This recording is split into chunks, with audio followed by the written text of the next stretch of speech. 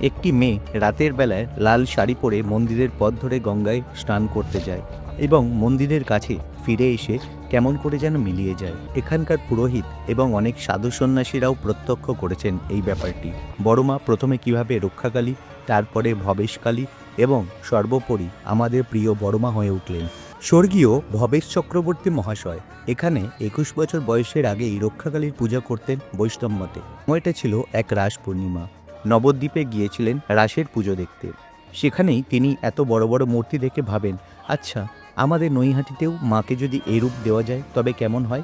অবশেষে তিনি বন্ধুদের সঙ্গে আলোচনা করেন এবং দেখা যায় সবাই এই ব্যাপারে মত দিয়ে দেন। আশ্চর্যজনকভাবে এটা জানা সত্ত্বেও যে এমন বিশালাকার মূর্তির পুজো বেশ ব্যয় সাপেক্ষ। তাদের মনে ছিল দৃঢ় বিশ্বাস যে মা সব কিছু নিজেই করিয়ে নেবেন। আর আপনারা জানলে অবাক হবেন, কোথা থেকে যেন সব কিছুই নিজে থেকেই ব্যবস্থা হয়ে গেল।